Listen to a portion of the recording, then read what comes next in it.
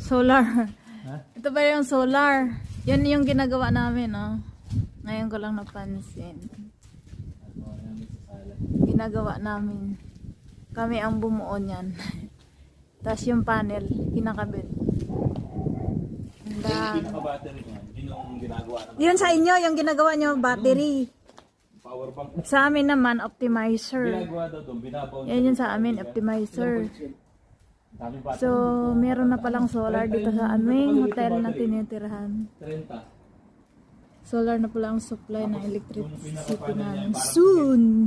Naka-prepare na. Kulang na lang ng ano, battery. Ayan, o. Ganyan na ganyan ang ginawa namin. Kami ang bumuo niyan. Oh. Yan. Nag-i-inspect ako sa buong ano niya. Nagte-testing. Lahat niyan. Nag-x-ray, whatever. Ayan.